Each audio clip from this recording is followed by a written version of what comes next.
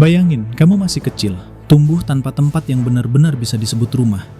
Itulah kehidupan Grace Ashcraft, protagonis baru di Resident Evil 9. 8 tahun sebelum cerita ini dimulai, Grace dan ibunya, Alyssa, seorang jurnalis investigasi, terus berpindah-pindah tempat tinggal. Psikolog menyebut kondisi ini sebagai chronic instability, dan dampaknya pada anak-anak itu nyata. Rasa cemas yang terus-menerus, sulit percaya orang lain, dan selalu merasa tidak aman. Grace tumbuh dengan semua itu. Malam itu datang lebih cepat dari yang mereka bayangkan. Listrik tiba-tiba mati. Seorang pembunuh bayaran langsung menyerbu masuk. Alyssa sempat melawannya, tapi pria itu bangkit dan menyerang balik. Grace menyaksikan ibunya jatuh tepat di depan matanya. Ada istilah dalam psikologi yang disebut vicarious trauma, yaitu luka yang terbentuk bukan karena kita yang diserang, tapi karena kita melihat orang yang kita cintai disakiti. Grace membawa luka itu selama 8 tahun penuh. 8 tahun berlalu. Grace yang dulu bocah ketakutan kini tumbuh jadi analis FBI. Psikologi punya istilah untuk ini, post-traumatic growth, di mana seseorang yang pernah hancur justru tumbuh lebih kuat. Tapi dunia luar juga berubah. Raccoon City masih dikunci dari publik hingga 2040.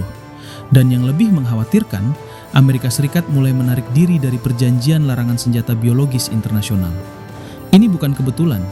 Ada sesuatu yang sedang dirancang jauh di balik layar.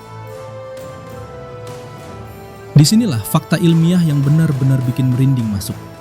Virus T yang menyebar di Raccoon City tidak benar-benar mati di tubuh para penyintas. Ia hanya tidur.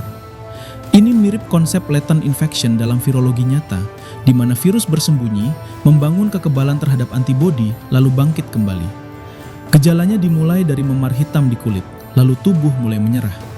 Mereka yang terinfeksi hanya punya waktu sekitar 1-2 jam sebelum segalanya berakhir. Grace ditugaskan menyelidiki kasus terbaru dan ironinya sangat kejam. Lokasinya adalah Wrenwood Hotel, tepat di tempat ibunya dibunuh 8 tahun lalu. Dalam psikologi, tempat punya kekuatan yang disebut environmental trigger, kemampuan suatu lokasi membangkitkan kenangan traumatik secara tiba-tiba dan tidak terkendali. Bukan karena kamu lemah, tapi karena otakmu menyimpan memori itu langsung di dalam indramu. Bau, cahaya, bahkan suara langkah kaki bisa cukup untuk membawamu kembali ke momen terburuk hidupmu. Di dalam kamar hotel itu, Grace menemukan sesuatu yang langsung bikin bulu kuduk berdiri. Foto-foto dirinya dan ibunya tersebar di atas tempat tidur, seperti seseorang sudah lama mengamati mereka. Ada perbedaan antara paranoia dan ancaman nyata. Paranoia muncul dari dalam kepala, sementara perasaan diawasi yang valid berakar dari bahaya yang memang ada. Sebelum Grace sempat berpikir lebih jauh, Dr. Victor Gideon muncul, memukulnya hingga pingsan, lalu membawanya pergi begitu saja. Sementara itu, ada agen lain yang sedang menyelidiki kasus yang persis sama. Leon S. Kennedy, nama legendaris di dunia Resident Evil. Handlernya adalah Sherry Birkin, gadis kecil yang dulu ia selamatkan malam di Raccoon City. Keduanya kini juga menunjukkan gejala Raccoon City Syndrome. Menariknya, ini sangat relevan secara psikologis. Survivor's guilt sering mendorong seseorang mengabdikan hidup untuk melindungi orang lain, bahkan ketika nyawa mereka sendiri sedang dalam bahaya yang sama. Leon akhirnya berhasil menemukan fasilitas itu dan masuk dengan caranya sendiri. Sementara itu, Gideon mulai memanipulasi Grace dengan menyebutnya sebagai yang terpilih. Ini bukan sekedar narasi fiksi, ini adalah taktik manipulasi nyata. Dalam psikologi, membuat seseorang merasa spesial dan dipilih adalah salah satu cara paling efektif yang digunakan pemimpin kultus dan manipulator. Korban yang sudah percaya dirinya istimewa menjadi jauh lebih sulit untuk mempertanyakan atau melarikan diri dari situasi berbahaya. Rhodes Hill Chronic Care Center bukan fasilitas kesehatan biasa. Di balik tampilannya yang rapi, ada visi kelam Oswald Spencer, salah satu pendiri Umbrella. Spencer percaya kemajuan manusia akan stagnan jika para pemimpinnya tidak terus berevolusi.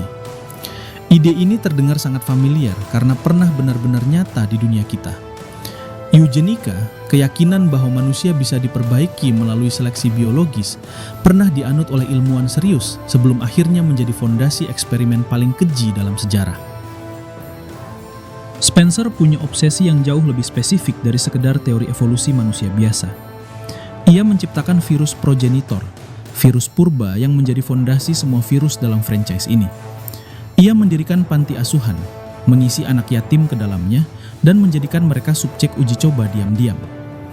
Psikolog menyebut ini institutional abuse, ketika lembaga yang harusnya melindungi justru menjadi sumber kekerasan sistematis.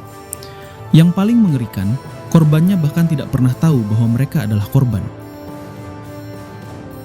Grace sadar di dalam fasilitas itu, dan yang pertama ia temukan adalah Emily, seorang gadis buta yang sudah lama terkurung sendirian di sana.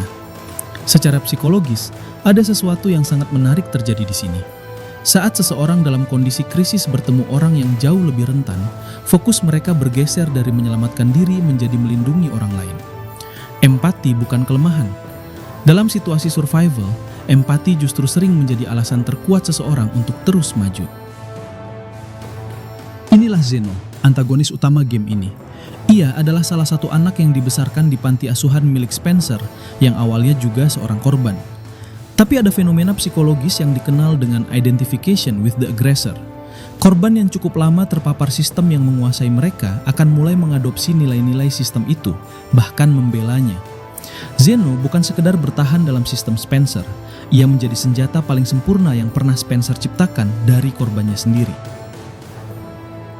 Leon akhirnya berhasil menemukan fasilitas itu dan masuk dengan caranya sendiri.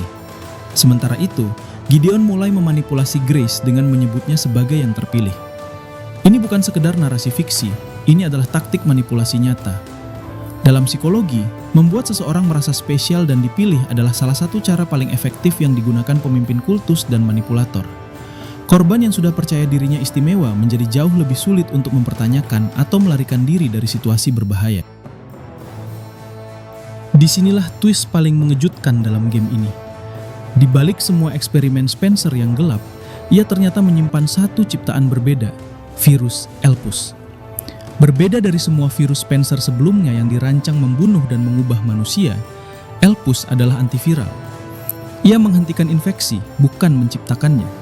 Dan ini konsep ilmiah yang nyata. Peneliti medis sedang mengembangkan terapi berbasis viral vektor untuk melawan penyakit berat. Elpus adalah versi fiksi dari harapan sains yang nyata.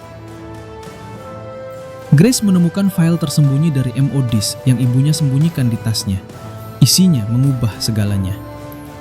Spencer mengakui dalam rekaman wawancaranya bahwa semua yang ia lakukan selama ini salah. Sebagai penebusan terakhir, ia mengambil seorang gadis kecil, bukan sebagai subjek percobaan, hanya sebagai anak yang ingin dirawat. Gadis itu adalah Grace. Ini menyentuh konsep nature versus nurture dalam psikologi. Siapa kita sebenarnya ditentukan oleh gen atau oleh orang yang merawat kita. Grace dihadapkan pada pilihan yang punya berat moral yang sesungguhnya. Musnahkan Elpus atau lepaskan. Di ending buruk, Grace memilih menghancurkannya. Leon sempat menyelamatkan Grace, tapi Zeno mengalahkan Leon dan menembaknya. Fasilitas itu runtuh bersama banyak hal yang tidak terselesaikan. Secara psikologis, penelitian menunjukkan bahwa orang yang merasa tidak berdaya lebih cenderung memilih opsi destruktif, bukan karena jahat, tapi karena menghancurkan sesuatu memberikan ilusi kontrol ketika segalanya terasa di luar kendali.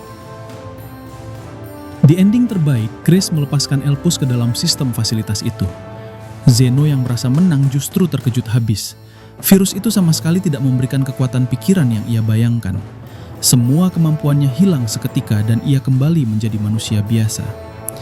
Dalam psikologi, ketika seseorang yang identitasnya dibangun dari kekuatan tiba-tiba kehilangan itu semua, yang mereka rasakan bukan lega, melainkan kehilangan diri yang sangat mendalam. Zeno tidak merasa diselamatkan, ia merasa dihancurkan. Gideon punya satu kartu terakhir yang sangat menyeramkan. Ia sudah lama ditanamkan parasit Nemesis ke dalam tubuhnya dan kini berubah menjadi monster yang mengerikan. Tapi ini bukan konsep fiksi murni. Di dunia nyata, ada parasit seperti Toxoplasma gondii yang terbukti mengubah perilaku tikus, bahkan diduga mempengaruhi manusia. Ada juga jamur Cordyceps yang mengendalikan serangga hingga mati. Gideon adalah ekspresi fiksi dari mimpi buruk ilmiah yang sudah ada di planet kita. Leon dan Grace terjebak di dalam fasilitas yang mulai runtuh, menunggu akhir. Tapi regu Hound Wolf datang menyelamatkan mereka, membawa pesan dari Chris Redfield. Di luar, dunia mulai berubah. Penyelidikan terhadap Umbrella dan Spencer dibuka kembali. Yang menggerakkan semuanya adalah laporan Alyssa, wawancara yang ia rekam bertahun-tahun lalu. Ini mengingatkan kita pada kekuatan nyata jurnalisme investigatif. Satu orang yang berani merekam kebenaran bisa memicu perubahan besar, bahkan setelah mereka tidak ada. Semuanya berakhir dengan cara yang luar biasa jujur. Sherry sembuh dari Raccoon City Syndrome. Emily selamat dan mendapatkan penglihatannya kembali. Grace akhirnya bisa bernapas lagi, setidaknya untuk saat ini. Tapi di adegan pasca kredit, ada sesuatu misterius yang sudah diambil sebelum BSEE sempat mengamankannya. Ini bukan akhir yang mengunci semuanya dengan rapi.